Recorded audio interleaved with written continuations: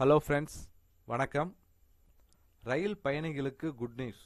பட்ஜெட்டில் வெளியான மிகப்பெரிய அறிவிப்பு என்னங்கிறத இந்த வீடியோவில் முழுவதும் பார்க்கலாம். அதுக்கு முன்னாடி நம்ம சேனலை இது வரைக்கும் சப்ஸ்கிரைப் பண்ணலன்னா சப்ஸ்கிரைப் பண்ணிக்கோங்க. அப்படியே பக்கத்தில் உள்ள பெல் பட்டனை மறக்காமல் ப்ரெஸ் பண்ணிக்கோங்க.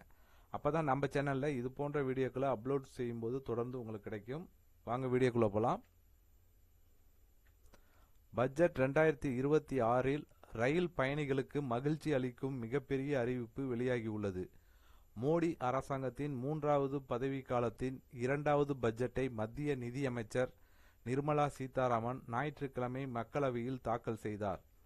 இது அவர் தாக்கல் செய்யும் தொடர்ச்சியான 9வது பட்ஜெட் ஆகும்.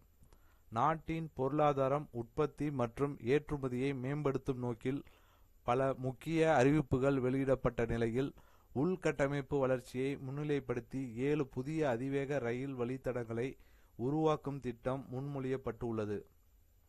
அதன்படி புனே மும்பை, புனே ஹைதராபாத், ஹைதராபாத் பெங்களூர், ஹைதராபாத் சென்னை, சென்னை பெங்களூர், டெல்லி வாரணாசி மற்றும் வாரணாசி சிலிகுரி ஆகிய நகரங்களை இணைக்கும் வகையில் அதிவேக ரயில் பாதைகள் அமைக்கப்படும் என அறிவிக்கப்பட்டுள்ளது.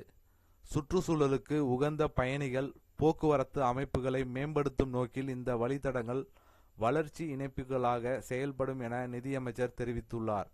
இதனிடையே மும்பை அகமதாபாத் இடையே கட்டப்பட்டு வரும் நாட்டின் முதல் புல்லட் ரயில் திட்டப்பணிகள் விறுவிறுப்பாக நடைபெற்று வருவதால் விரைவில் அந்த இரு நகரங்களுக்கிடையேயான பயண நேரம் 2 மணி நேரத்திற்கும் குறைவாகும் என எதிர்பார்க்கப்படுகிறது. இந்த புதிய அதிவேக ரயில் திட்டங்கள் நகரங்களை இணைப்பதோடு மட்டுமல்லாமல் வர்த்தகம் மற்றும் சுற்றுலா துறைகளின் வளர்ச்சிக்கும் பெரும் ஊக்கமாக அமையும் என கூறப்படுகிறது. இந்த தகவல் உங்களுக்கு பிடித்திருந்தால் லைக் பண்ணுங்க, உங்கள் உறவினர்கள் நண்பர்களுக்கு ஷேர் பண்ணுங்க. மீண்டும் இது போன்று வேற ஒரு வீடியோவில் சந்திப்போம்.